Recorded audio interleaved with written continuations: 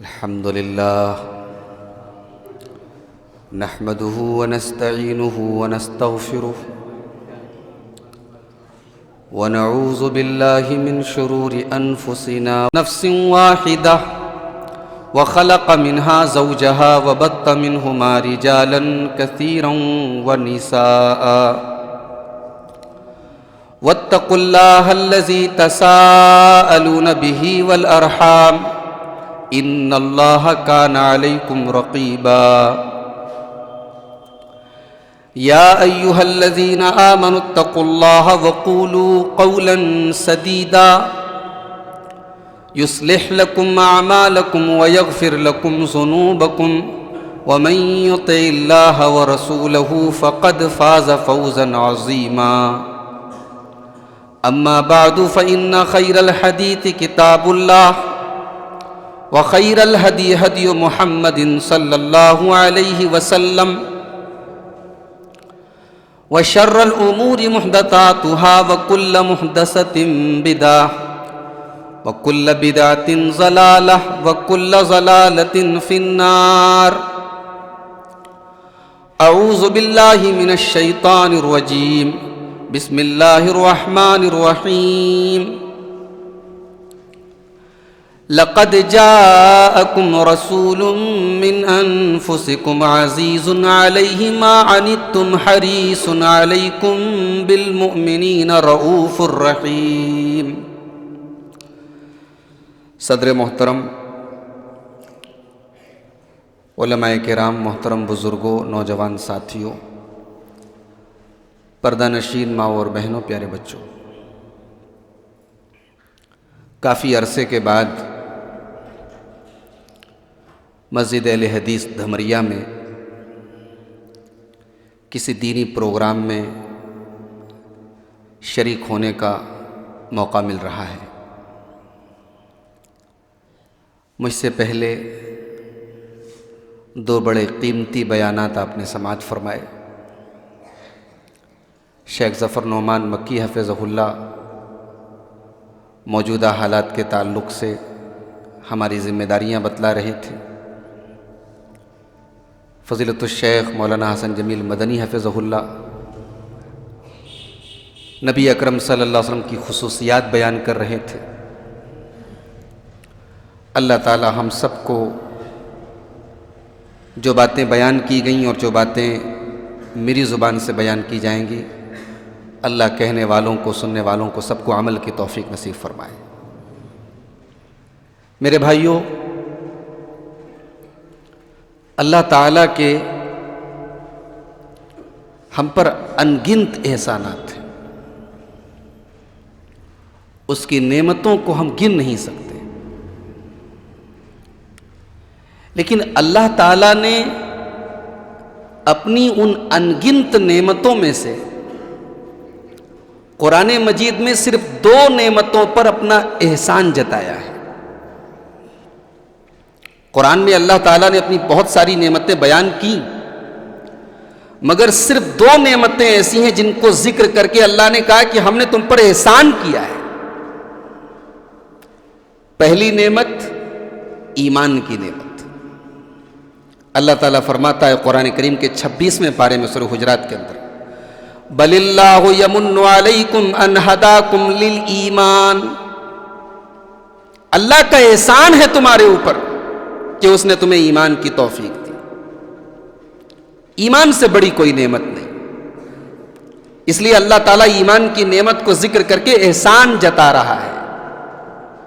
اور دوسری نعمت جس کو بیان کر کے اللہ تعالیٰ نے قرآن کریم میں احسان جتایا ہے، وہ جناب محمد الرسول اللہ صلی اللہ علیہ وسلم کی بعثت ہے، آپ کا دنیا میں تشریف لانا ہے۔ اللہ فرماتا ہے سورہ آل عمران کے اندر، لقد من اللہ علی المؤمنین اذ بعث فیہم رسولا من انفسہم یتلو علیہم آیاتہ ویزکیہم ویعلمہم الکتاب والحکمہ وَإِن كَانُوا مِن قَبْلُ لَفِي ضَلَالٍ مُبِينٍ۔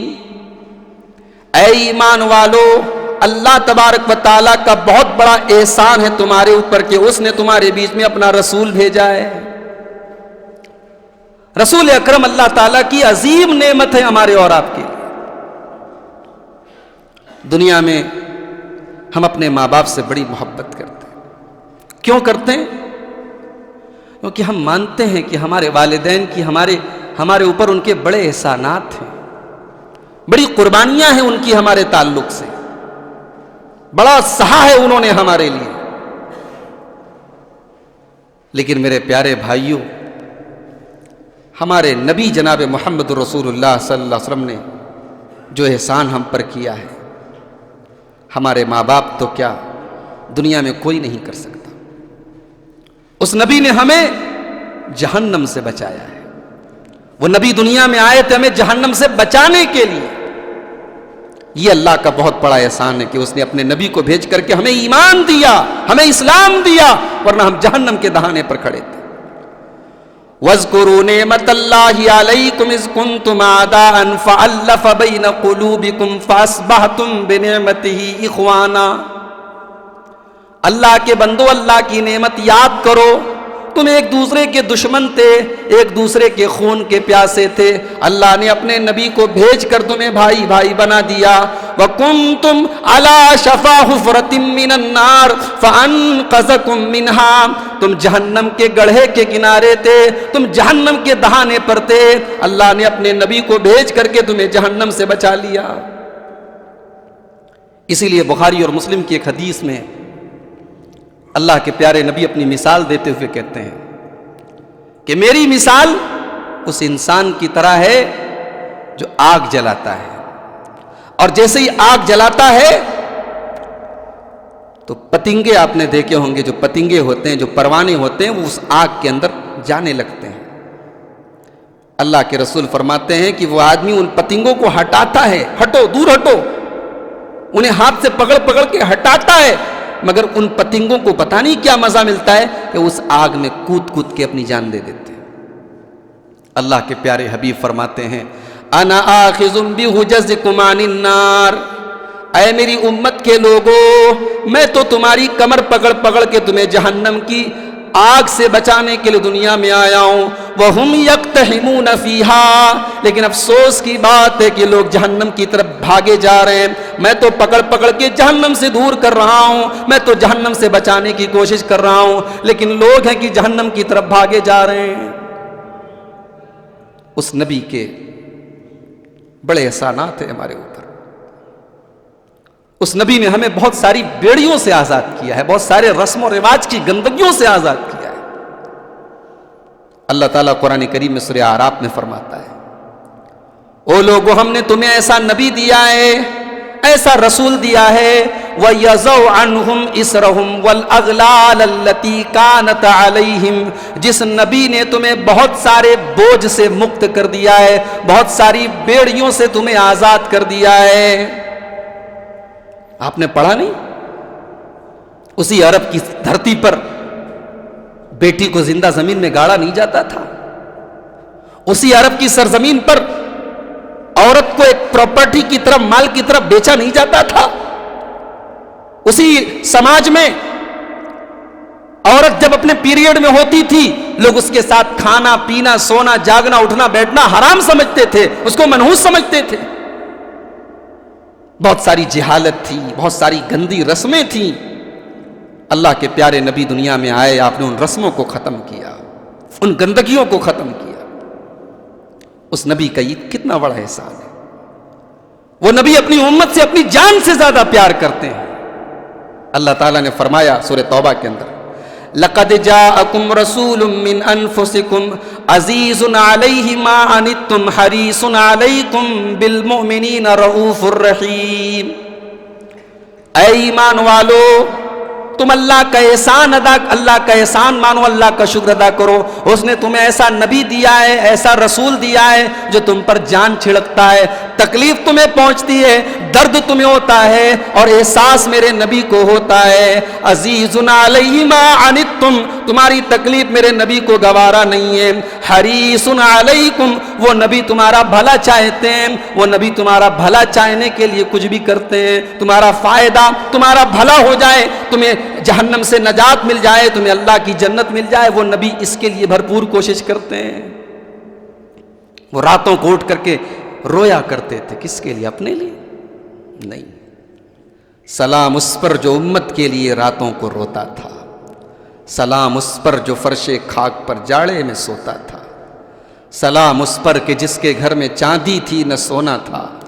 سلام اس پر کہ ٹوٹا بوریا جس کا بچھونا تھا. وہ نبی اپنی امت سے بے انتہا پیار کرتے ہیں.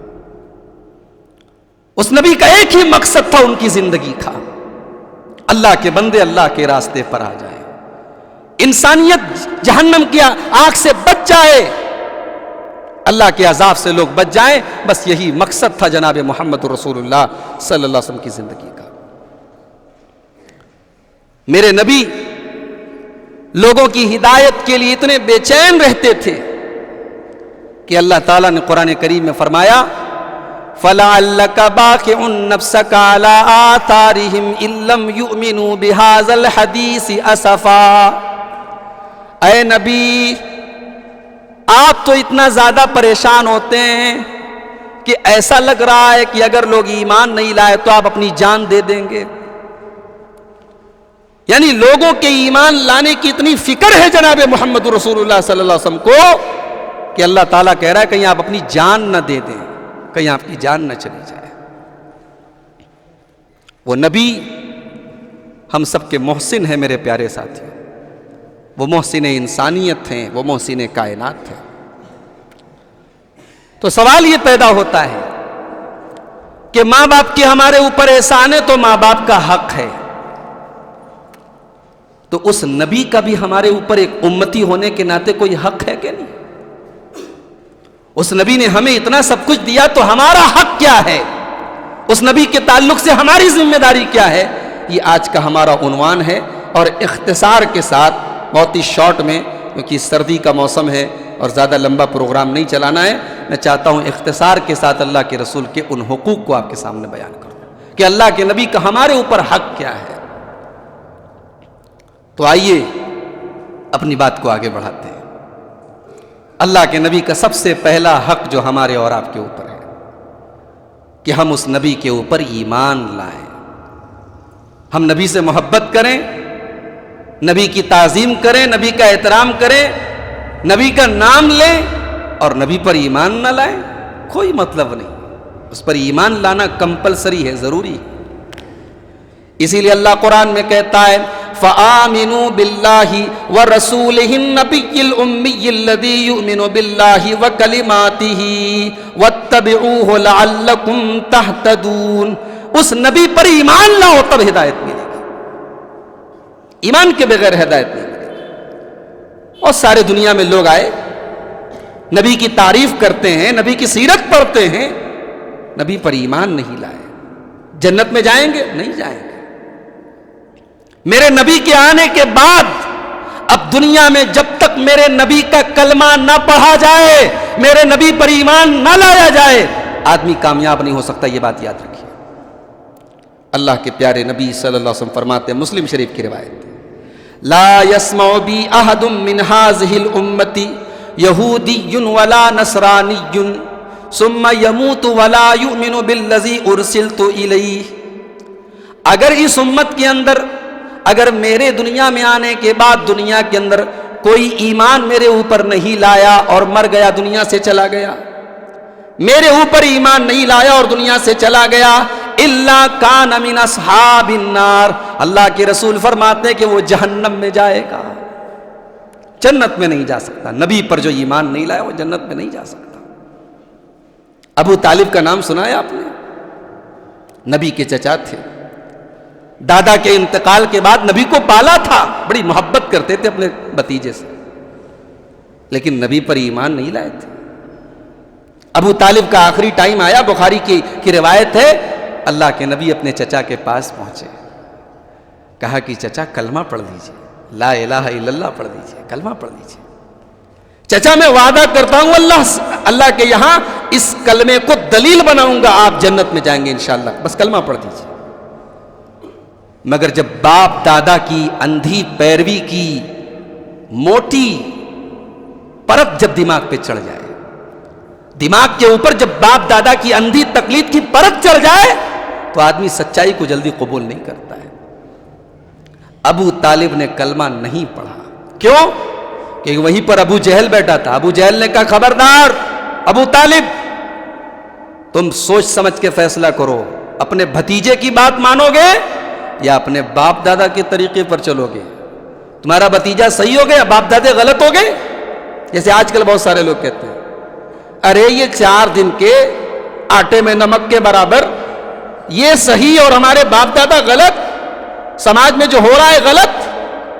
یاد رکھو سماج میں جو ہو رہا ہے اور باپ دادا جو کرتے چلے آئے ہیں وہ ہمیشہ سچ ہو اور ہمیشہ حق ہو، یہ کوئی اصول اور قانون نہیں ہے. اصول اور قانون یہ ہے کہ جو رب کے قرآن سے میچ کرتا ہو اور جو محمد رسول اللہ کی حدیث سے میچ کرتا ہو وہ حق ہے. ابو طالب نے کلمہ نہیں پڑھا، انتقال ہو گیا. ابو طالب کی زبان پر آخری جو جملہ تھا، بخاری کی روایت ہے، ابو طالب کہہ کر کے گئے علی ملت عبد المطلب، میں اپنے باپ دادا کے عبد المطلب کے مذہب پر دنیا سے جا رہا ہوں. اللہ کے نبی نے فرمایا اے چچا، اگرچہ آپ نے کلمہ نہیں پڑھا ہے مگر میں اللہ سے دعا کروں گا، آپ کے لیے مغفرت کی دعا کروں گا. اللہ نے قرآن کی آیت نازل کر دی، ما کان للنبی والذین آمنوا ان یستغفروا للمشرکین ولو کانوا اولی قربا. اے نبی آپ کو یہ حق حاصل نہیں ہے، کسی ایمان والے کو یہ حق حاصل نہیں ہے کہ کسی مشرک کے لیے مغفرت کی دعا کی جائے. مشرک کے لیے آپ مغفرت کی دعا نہیں کر سکتے. قرآن کی آیت نازل ہو گئی، انک لا تہدی من احببت. اے نبی ہدایت آپ کے ہاتھ، آپ راستہ دکھا سکتے ہیں، آپ گائیڈ کر سکتے ہیں، لیکن ہدایت اللہ کے ہاتھ میں ہے. تو ایمان جب تک نبی پر ایمان نہیں لاؤ گے کامیاب نہیں. یہ نبی کا پہلا حق ہے، نبی پر ایمان لاؤ. نمبر 2، نبی کا دوسرا حق، نبی کا احترام کیا جائے، نبی کی تعظیم کی جائے، نبی کے مقام کو سمجھا جائے.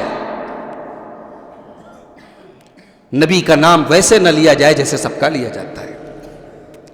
نبی کی زندگی میں اللہ نے قرآن کی آیت نازل کی کہ نبی کے سامنے اونچی آواز میں بات مت کرو. یا ایھا الذین آمنوا لا تقدموا بین یدی اللہ ورسولہ واتقوا اللہ ان اللہ سمیع علیم. اے ایمان والو خبردار، اللہ سے آگے بڑھنے کی کوشش نہ کرو، رسول سے آگے بڑھنے کی کوشش نہ کرو. یا ایھا الذین آمنوا لا ترفعوا اصواتکم فوق صوت النبی. اے ایمان والو نبی کی آواز سے اپنی آواز کو اونچی مت کرو. ولا تجہروا لہ بالقول کجہر بعضکم لبعض. اور جیسے زور زور سے ایک دوسرے سے بات کرتے ہو، چلا چلا کے ایک دوسرے سے بات کرتے ہو، خبردار میرے نبی سے زور زور سے بات نہ کرو، میرے نبی سے چلا چلا کے بات نہ کرو. ان تحبط اعمالکم وانتم لا تشعرون. کہیں ایسا نہ ہو کہ تمہارے سارے عمل برباد ہو جائیں. یہ نبی کا مقام ہے، نبی سے اونچی آواز میں بات مت کرو. یاد رکھو جو نبی کا احترام نہ کرے، جو نبی کی تعظیم نہ کرے، جو نبی کے مقام کو نہ سمجھے، ہم اسے مومن نہیں سمجھتے. فالذین آمنوا بہ وعزروہ ونصروہ. جو نبی پر ایمان لائے گا، نبی کا احترام کرے گا، نبی کے دین کی مدد کرے گا اور نبی کی پیروی کرے گا، وہ ہدایت پائے گا، وہ کامیاب ہوگا. نبی کا احترام کرنا ضروری ہے، نبی کے مقام کو سمجھنا ضروری ہے. لا تجعلوا دعاء الرسول بینکم کدعاء بعضکم بعضا. اے مسلمانوں تم نبی کو ویسے نہ پکارا کرو جیسے ایک دوسرے کو پکارتے ہو.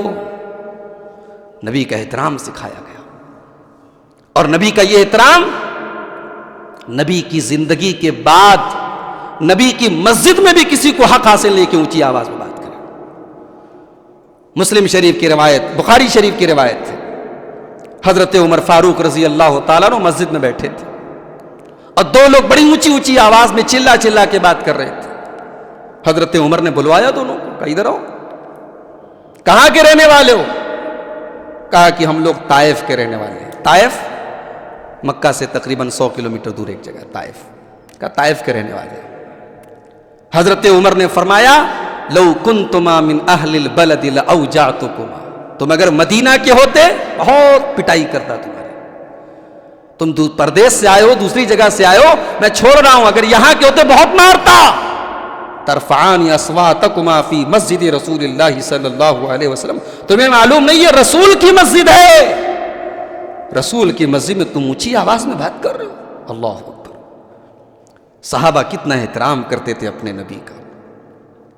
حضرت بریدہ رضی اللہ تعالیٰ عنہ کہتے ہیں، مستدرک حاکم کی صحیح روایت ہے کہ صحابہ جب اللہ کے رسول کی مجلس میں بیٹھے رہتے تھے سر اٹھا کے نہیں بات کرتے تھے، نبی کی مجلس میں سر جھکا کے بات کرتے تھے، اتنا احترام کرتے تھے اللہ کے پیارے نبی کا۔ مسلم شریف کی روایت ہے، حضرت عمرو بن عاص رضی اللہ تعالیٰ عنہ کہتے ہیں، ما کنت اطیق ان املا عینیا، میری کبھی ہمت نہیں پڑی کہ میں نبی کو جی بھر کے نظر بھر کے دیکھوں، اتنا احترام تھا اللہ کے پیارے نبی کا میرے دل و دماغ میں، کبھی نظر بھر کے میں نے نبی کو دیکھا نہیں تھا۔ اللہ اکبر۔ تو یہ دوسرا حق ہے اس نبی کا کہ ہم اس کا احترام کریں، ان کی تعظیم کریں۔ یہاں پر ایک غلط فہمی دور کر دینا بہت ضروری ہے۔ قرآن کریم کے مطابق اور حدیثوں کے مطابق ہمارا عقیدہ ہے کہ ہم نبی کو بشر مانتے ہیں، کیونکہ قرآن نے بشر کہا، حدیث میں بشر کہا گیا، مگر نعوذ باللہ ہم یہ نہیں کہتے کہ نبی ہمارے جیسے ہیں۔ نبی ہمارے جیسے کیسے ہو سکتے ہیں؟ نبی بشر تھے، ہمارے جیسے نہیں تھے۔ نبی کا مقام تمام انسانوں میں سب سے اعلیٰ اور سب سے برتر ہے۔ نبی تمام انسانوں کے سردار ہیں، سید ولد آدم ہیں۔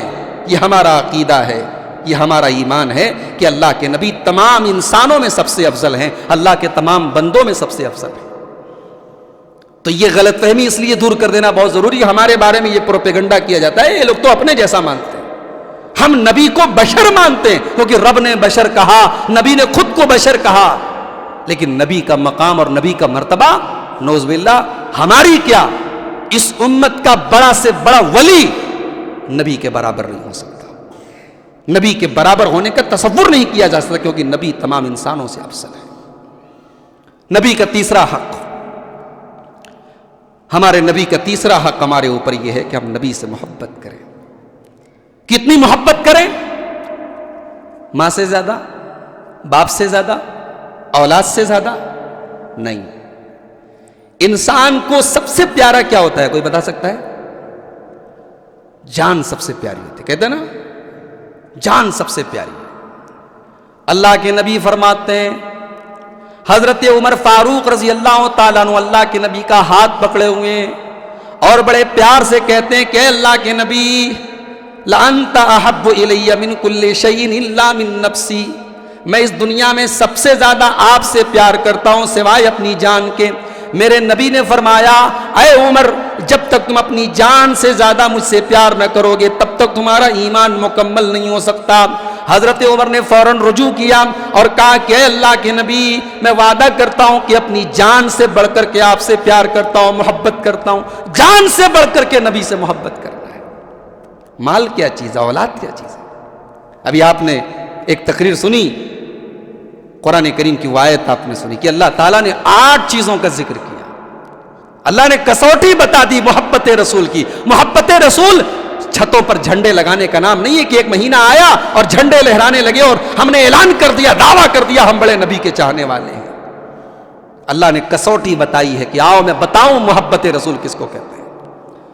قل ان کان آباؤکم، اے نبی آپ کہہ دیجئے کہ تم اگر اپنے باپ دادا سے بڑھ کر کے نبی سے پیار نہیں کرتے ہو، وَأَبْنَاؤُكُمْ، اگر اپنی اولاد سے زیادہ نبی سے پیار نہیں کرتے ہو، وَإِخْوَانُكُمْ، اگر اپنے بھائیوں سے زیادہ نبی سے پیار نہیں کرتے ہو، وَأَزْوَاجُكُمْ، اگر اپنی بیویوں سے زیادہ نبی سے پیار نہیں کرتے ہو، وَعَشِيرَتُكُمْ، اپنے خاندان اور برادری سے زیادہ نبی سے محبت نہیں کرتے ہو، وَأَمْوَالٌ اقْتَرَفْتُمُوهَا، اور وہ مال جس کو تم کما کے لاتے ہو اس مال سے زیادہ تم نبی سے پیار نہیں کرتے ہو، وَتِجَارَةٌ تَخْشَوْنَ كَسَادَهَا، اور اگر اپنے بزنس اور کاروبار سے زیادہ تم نبی سے پیار نہیں کرتے ہو، وَمَسَاكِنُ تَرْضَوْنَهَا، اور اپنے گھر بار سے، اپنے مکان اور بلڈنگ سے زیادہ تم نبی سے پیار نہیں کرتے ہو، اگر ان 8 چیزوں سے زیادہ تمہیں نبی سے پیار نہیں ہے، فَتَرَبَّصُوا حَتَّى يَأْتِيَ اللَّهُ بِأَمْرِهِ، تو اللہ کے عذاب کا انتظار کرو۔ اور اللہ کا عذاب آج ہمارے اوپر آ رہا ہے،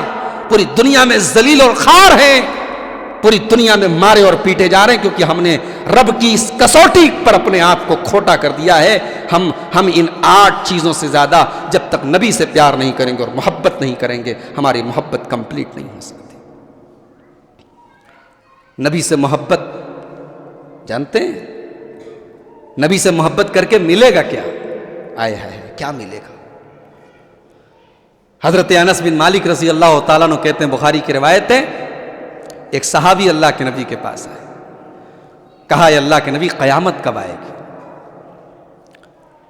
اے اللہ کے نبی قیامت کب آئے گی؟ بہت بڑا سوال کیا، قیامت کب آئے گی؟ نبی نے جواب نہیں دیا، نبی نے الٹا سوال کر دیا، تم بتاؤ تم نے قیامت کی تیاری کیا کی ہے؟ پتہ یہ چلا کہ مولوی صاحب آپ کے ہر سوال کا جواب دیں ضروری نہیں ہے، سوال اس لائق ہونا چاہیے کہ اس کا جواب دیا جائے، ہر سوال اس لائق نہیں ہوتا ہے، بہت سارے سوال فضول ہوتے ہیں، بیکار ہوتے ہیں۔ نبی اکرم نے صحابی کے سوال کا جواب نہیں دیا، بلکہ صحابی سے سوال کیا، تم بتاؤ تم نے قیامت کی تیاری کیا کی ہے؟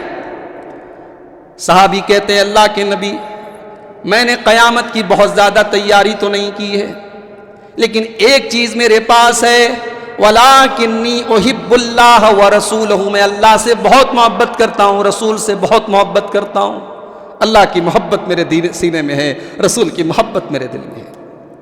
نبی اکرم نے فرمایا جاؤ انت مع من احببت، تم جس سے محبت کرتے ہو اسی کے ساتھ قیامت کے دن بھی رہو گے، اسی کے ساتھ جنت میں بھی رہو گے۔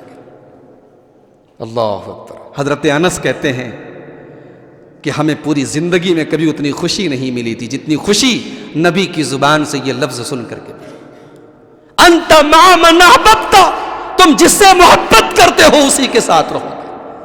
پھر حضرت انس کہتے ہیں وہ لوگوں سن لو، میں انس بن مالک میں اقرار کرتا ہوں، میں اعلان کرتا ہوں کہ میں رسول سے محبت کرتا ہوں، میں ابو بکر سے محبت کرتا ہوں، میں عمر سے محبت کرتا ہوں، اور مجھے امید ہے کہ جنت میں ان کے ساتھ رہوں گا۔ میرا عمل تو ان کے جیسا نہیں، لیکن میں محبت کرتا ہوں ان سے۔ میرے بھائیوں، رسول سے محبت ہمیں رسول کے ساتھ جنت میں لے کر کے جائے۔ اللہ تعالیٰ یہ موقع ہم سب کو نصیب فرما دے۔ تو محبت رسول یہ نبی کا تیسرا حق ہے۔ نمبر 4، نبی کا چوتھا حق ہمارے اوپر کیا ہے؟ نبی کی اتباع کی جائے، نبی کے نقش قدم پر چلا جائے، نبی کے طریقے کو فالو کیا جائے، نبی کے جیسی نماز پڑھی جائے، نبی کے جیسی زکوٰۃ دی جائے، نبی کے طریقے پر حج کیا جائے، نبی کے طریقے پر عمرہ کیا جائے، نبی کے طریقے پر زندگی گزاری جائے، یہ نبی کا چوتھا حق ہے۔ کوئی دنیا کا مسلمان اللہ کا ولی نہیں بن سکتا، نیک نہیں بن سکتا جب تک نبی کی اتباع نہ کرے۔ کوئی ہوا میں اڑ رہا ہے تو دھوکہ مت کھا جانا وہ اللہ کا ولی ہے، کوئی کرتب دکھا رہا ہے، کرشمہ دکھا رہا ہے، دھوکہ مت کھا جانا کہ وہ اللہ کا ولی ہے۔ اللہ کا ولی کون ہے؟ قُلْ إِن كُنتُمْ تُحِبُّونَ اللَّهَ فَاتَّبِعُونِي يُحْبِبْكُمُ اللَّهُ۔ اے نبی آپ اعلان کر دیجئے جب تک تم نبی کی اتباع نہ کرو گے، نبی کی پیروی نہ کرو گے، اللہ تم سے محبت نہیں کرے گا۔ اللہ کے ولی بننا چاہتے ہو؟ نبی کی اتباع کرو۔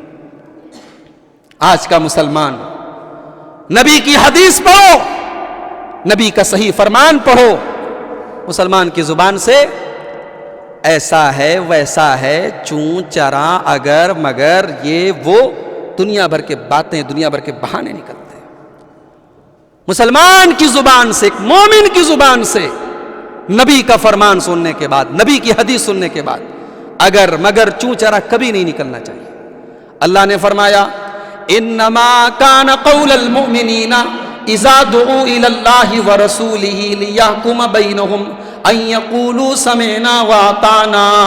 ایک مسلمان کی شان تو یہ ہے، ایک مسلمان کو تو ایسا ہونا چاہیے اس کے سامنے اس کے نبی کی حدیث پڑھی جائے تو اس کی زبان سے بس ایک ہی جملہ نکلے، ہم نے سن لیا اور مان لیا۔ اچھا ایک بات بتاؤ، والدین کی بات ماننا شریعت حکم دیتی ہے کہ والدین کی بات مانو، والدین کی اطاعت کرو، لیکن یہ بتائیے کہ اگر والدین کسی غلط بات کا حکم دے تو مانیں گے آپ؟ بولو بھائی، نہیں مانیں گے۔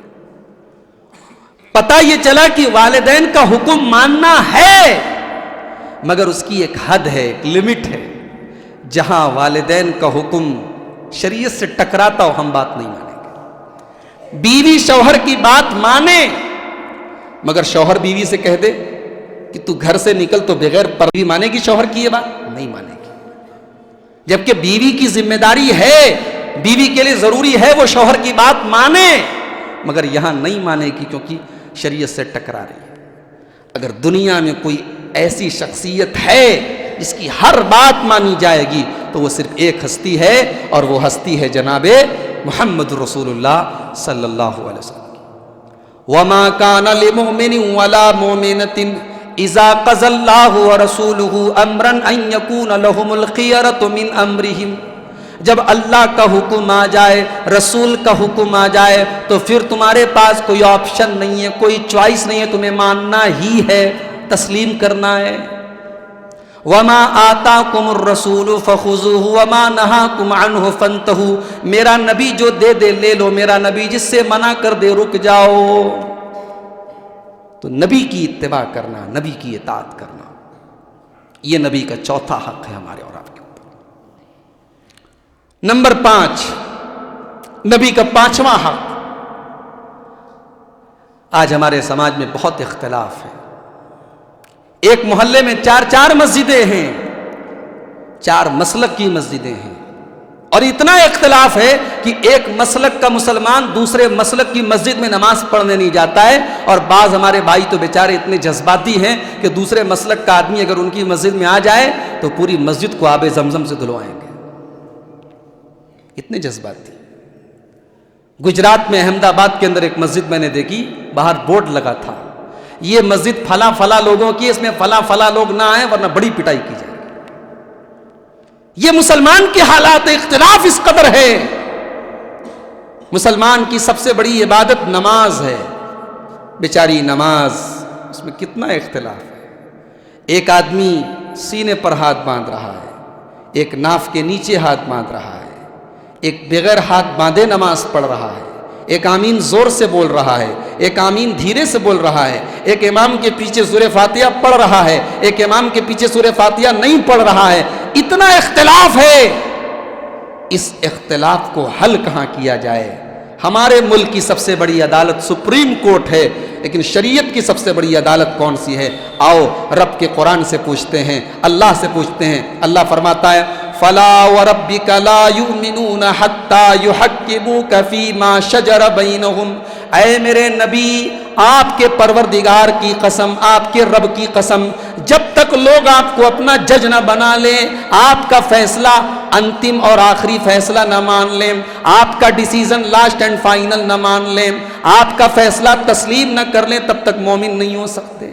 آؤ اختلافات کو حل کرنا ہے، محمد رسول اللہ کی عدالت میں لے کر کے آؤ، نبی کی عدالت میں لے کر کے آؤ، حل کر لو، اختلاف ختم ہو جائیں گے۔ یہ نبی کا 5واں حق ہمارے اور آپ کے اوپر ہے۔ اپنے سارے اختلافات میں ہم اپنے نبی کو جج بنا لیں، نبی کی حدیثوں کو جج بنا لیں، اور نبی کی حدیثوں کی روشنی میں اپنے اختلافات کو ختم کر دیں۔ اسی لیے اللہ قرآن کے اندر فرماتا ہے سورہ نساء کے اندر فَإِن تَنَازَعْتُمْ فِي شَيْءٍ فَرُدُّوهُ إِلَى اللَّهِ وَالرَّسُولِ۔ اے ایمان والو، اگر کسی چیز میں اختلاف ہو جائے تو اللہ اور اس کے رسول کی عدالت میں جا کر کے نپٹا لو، ختم کر دو۔ اور اللہ کے نبی نے یہی وصیت کی ہے۔ آپ نے فرمایا مَن يَعِشْ مِنكُمْ بَعْدِي فَسَيَرَى اخْتِلَافًا كَثِيرًا، میرے بعد اگر زندہ رہو گے تو بہت اختلاف دیکھو گے۔ فَعَلَيْكُمْ بِسُنَّتِي، تو میری سنت کو مضبوطی سے پکڑ لینا۔ اختلاف کا ایک ہی طریقہ ہے اختلاف ختم کرنے کا، کہ نبی کی سنت کو اپنا لیا جائے، نبی کی حدیث کو اپنا لیا جائے۔ یہ نبی کا 5واں حق ہمارے اور آپ کے اوپر۔ میں 10 چیزیں بیان کر کے بات ختم کروں گا۔ نبی کا 6واں حق ہمارے اور آپ کے اوپر۔ 6واں حق کیا ہے؟ 6واں حق یہ ہے کہ اللہ نے اپنے نبی کو ہم سب کے لیے آئیڈیل بنایا ہے، اسوہ حسنہ۔ لَقَدْ كَانَ لَكُمْ فِي رَسُولِ اللَّهِ أُسْوَةٌ حَسَنَةٌ۔ اے ایمان والو ہمارے نبی کی زندگی میں تمہارے لیے نمونہ ہے. تم ایک اچھے باپ اگر بننا چاہتے ہو فاطمہ کے باپ کی زندگی اٹھا لو. ایک اچھے شوہر بننا چاہتے ہو عائشہ کے شوہر کی زندگی اٹھا لو. ایک اچھے لیڈر اور قائد بننا چاہتے ہو صحابہ کے قائد اور لیڈر کی زندگی اٹھا کر کے دیکھ لو. زندگی کا کوئی شعبہ ہو تمہارے لیے نمونہ ہے جناب محمد رسول اللہ صلی اللہ علیہ وسلم. ہمارے نوجوان بھائی بیٹھے ہوئے ہیں, کس کو اپنا آئیڈیل بناتے ہیں. سلمان خان نے کان میں بالی پہن لی تو ہمارا نوجوان بھائی کان میں بالی پہننے لگتا ہے. فلاں فٹ بالر نے فلاں کرکٹر نے بندروں کے جیسا بال رکھ لیا, ہمارا نوجوان بندروں کے جیسا بال. سیلون کے اندر جاؤ تو نارمل بال کی کٹنگ کا چارج مان لو 40 روپے 50 روپے ہے, تو ملنگا کٹ اسٹائل بال اور فلاں کے ہیئر اسٹائل اور فلاں کے ہیئر اسٹائل سیلون والے 200 300 400 روپے لے رہے ہیں, اور ہمارا نوجوان دے رہا ہے کیونکہ اسے دھونی کے بال بہت پسند, اسے ملنگا کے بال بہت پسند, اسے فلاں کے. ہم نے کس کو اپنا آئیڈیل بنا کے رکھا ہے.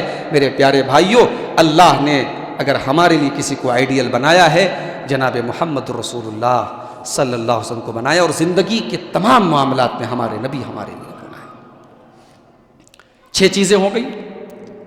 نمبر 7, نبی کا 7واں حق جو ہم سب کے اوپر ہے وہ یہ ہے کہ ہم نبی اکرم صلی اللہ علیہ وسلم کے دین میں کوئی ایسا کام نہ نکالیں, کوئی ایسا کام نہ کریں جو نیا ہو. نبی نے جو دین ہمیں دیا ہے وہ دین 1400 سال پہلے مکمل ہو چکا ہے. اب اس دین کے اندر, یہ جیسے میرے سامنے گلاس رکھا ہوا ہے, اس گلاس کے اندر اگر پانی بھر دیا جائے مکمل کمپلیٹ, تب اس کے بعد اگر ہم اس گلاس کے اندر پانی ڈالیں گے تو پانی باہر گرنے لگے گا کیونکہ گلاس پورا بھرا ہوا ہے. ہمارا اسلام ہمارا دین مکمل ہے. اب اس دین کے اندر ہم نے نیا کام نکالا تو وہ نیا کام بدعت ہے. اور میرے نبی کی ہمارے اوپر 7واں حق یہ ہے کہ ہم نبی کی شریعت میں کوئی بدعت نہ نکالیں, کوئی نیا کام نہ نکالیں. مولوی صاحب فلاں کام کو آپ غلط کہہ رہے ہیں, بدعت کہہ رہے ہیں, یہ بتائیے منع کہاں ہے, یہ بتائیے منع کہاں ہے. یاد رکھو یہ جہالت ہے, یہ گمراہی ہے. جب دین کے نام پر کوئی کام کیا جائے گا, جب شریعت کے نام پر کوئی کام کیا جائے گا, تو سوال یہ نہیں پوچھا جائے گا کہ منع کہاں ہے, سوال یہ پوچھا جائے گا لکھا کہاں ہے, سوال یہ پوچھا جائے گا ثابت کہاں ہے, سوال یہ پوچھا جائے گا ثبوت کہاں ہے, یہ نہیں پوچھا جائے گا منع کہاں ہے. اللہ کے نبی فرماتے ہیں من احدث فی امرنا ھذا ما لیس منہ فہو رد. ہمارے شریعت کے اندر, ہمارے دین کے اندر جو نیا کام نکالے گا اس کا کام مردود ہے, اس کے کام کا ثواب تو نہیں ملے گا, الٹے عذاب پڑے گا. بدعت پر عذاب پڑے گا آپ کو اگر آپ نے نیا کام شریعت میں نکالا ہے. بڑے افسوس کے ساتھ کہنا پڑتا ہے, ہمارے پاس موبائل پر واٹس ایپ پر ایسے ویڈیو بھی آئے ہیں کہ نبی کا نام لیا جا رہا ہے, نبی کی محبت کا ڈھڈورا پیٹا جا رہا ہے, اور لڑکیاں ناچ رہی ہیں, ڈانس کر رہی ہیں. نبی کی پیدائش کا جشن منایا جا رہا ہے, کیک کاٹے جا رہے ہیں, نبی کی پیدائش کا جشن منایا جا رہا ہے. شرم آنی چاہیے مسلمانوں, ہمیں چلو بھر پانی میں ڈوب مرنا چاہیے. یہ نبی سے محبت ہے. اگر یہ نبی سے محبت ہے تو ابو بکر و عمر, عثمان و علی اور نبی کے صحابہ کو یہ محبت کیوں نہیں سمجھ میں آئی, انہوں نے کیوں نہیں یہ سارے کام کیے. یاد رکھو, امام مالک کا ایک جملہ بتاتا ہوں, اس کو نوٹ کر لو اپنے دماغ میں, اپنی کھوپڑی میں بٹھا لو. امام مالک کہا کرتے تھے من ابتدع فی الاسلام بدعتا یراہا حسنتا, جس نے اسلام کے اندر کوئی بدعت نکالی, کوئی نیا کام نکالا اور اس کو اچھا سمجھتا ہے, اس کو نیکی کا کام سمجھتا ہے, فقد زعم ان محمدن صلی اللہ علیہ وسلم خان الرسالہ, تو سمجھ لو وہ آدمی رسول پر الزام لگا رہا ہے کہ رسول نے اللہ کے پیغام کو پورا نہیں پہنچایا, رسول نے اللہ کی شریعت کو پورا نہیں پہنچایا, رسول کی شریعت ادھوری تھی, یہ بدعت نکال کر کے پوری کر رہا ہے. کیوں؟ اس لیے کہ اللہ نے قرآن میں فرمایا الیوم اکملت لکم دینکم, اے مسلمانوں میں نے تمہارے دین کو تمہارے لیے مکمل کر دیا, فما لم یکن یومئذ دینا فلا یکون الیوم دینا، جو چیز اس وقت دین نہیں تھی وہ آج بھی دین نہیں ہے۔ تو بدعتوں سے بچو، یہ بھی نبی کا بہت بڑا حق ہے میرے پیارے بھائیوں ہم سب کے اوپر۔ نبی کا 8واں حق جو ہم سب کے اوپر عائد ہوتا ہے کہ ہم نبی سے محبت کریں، نبی کی تعظیم کریں، نبی کا احترام کریں، مگر نبی کی شان میں غلو نہ کریں۔ یہ غلو کیا ہوتا ہے؟ غلو کا مطلب ہوتا ہے کسی چیز کی حد سے اس کو بڑھا دینا۔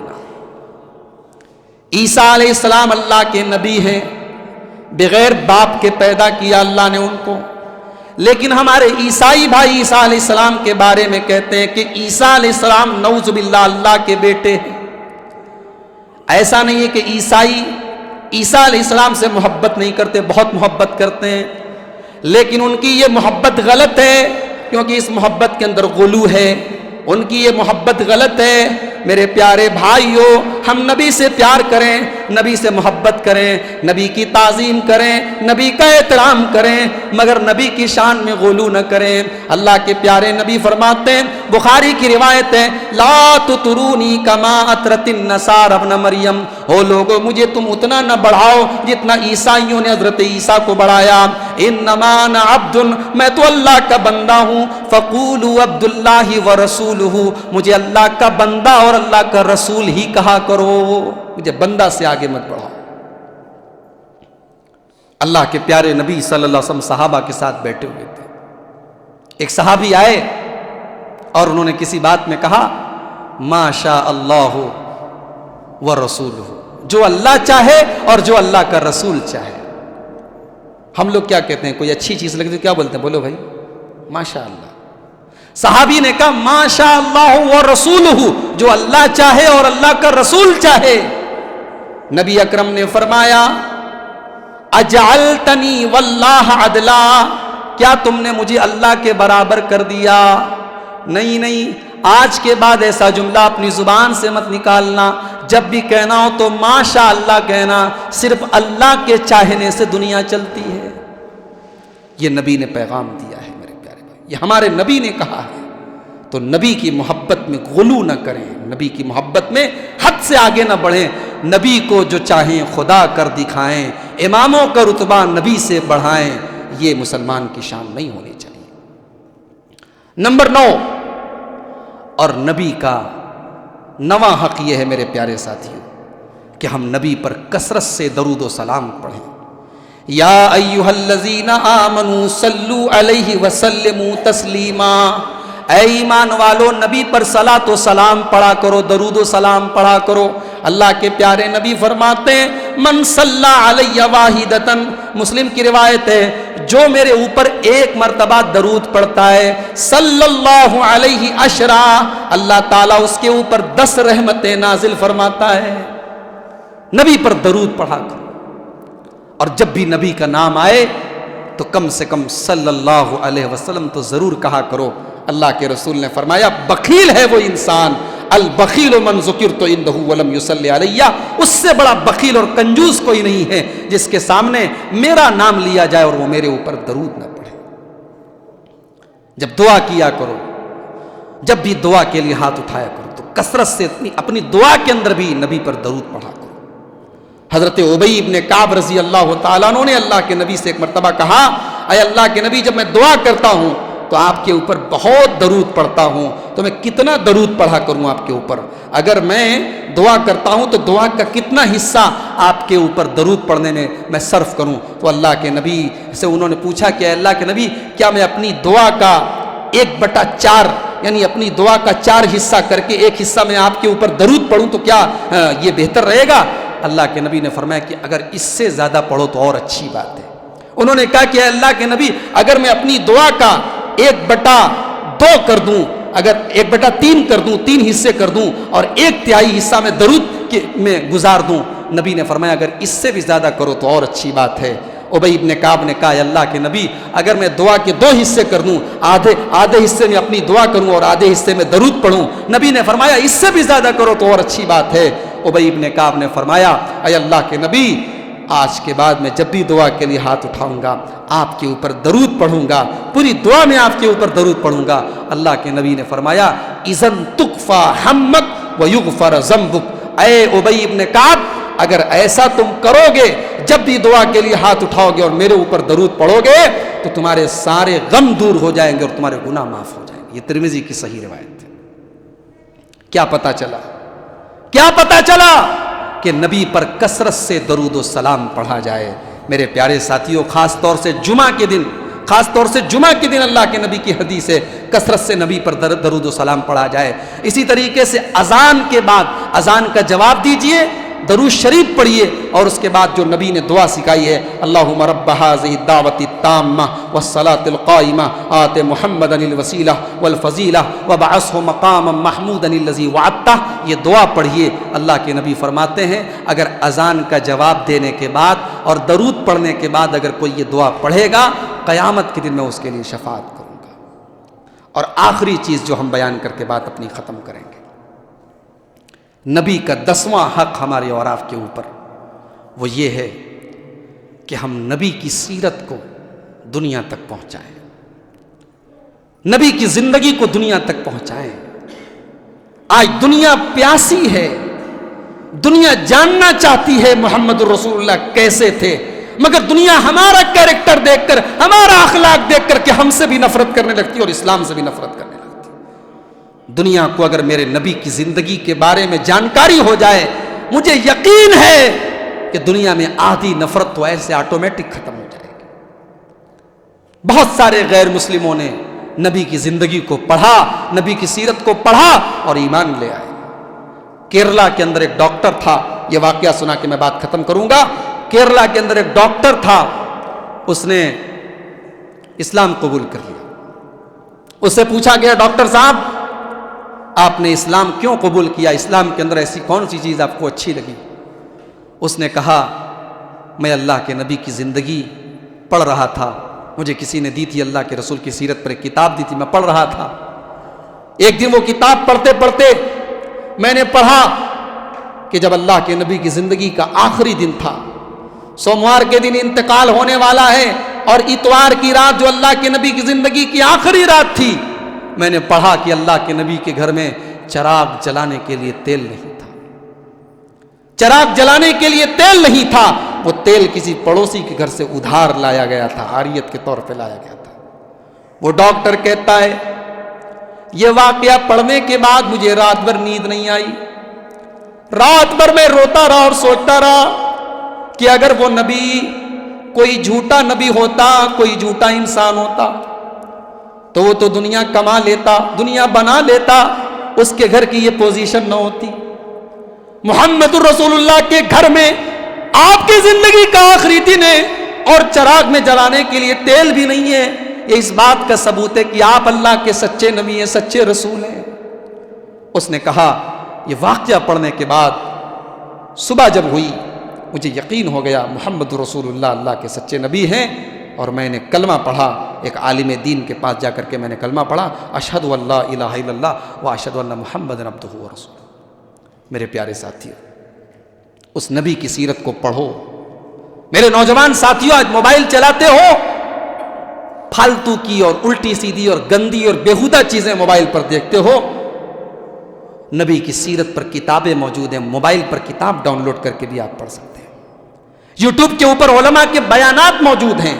اور میں آپ کی آسانی کے لیے ایک بیان میں بتا دیتا ہوں، ہماری جماعت کے بہت اچھے عالم ہیں مولانا عبدالعظیم مدنی حفظہ اللہ، بنگلور کے رہنے والے ہیں، ان کا آپ یوٹیوب پر ایک بیان ہے، 25-26 سیریز ہے، 25-26 ایپیسوڈ ہے ان کے اللہ کے نبی کی سیرت کے اوپر۔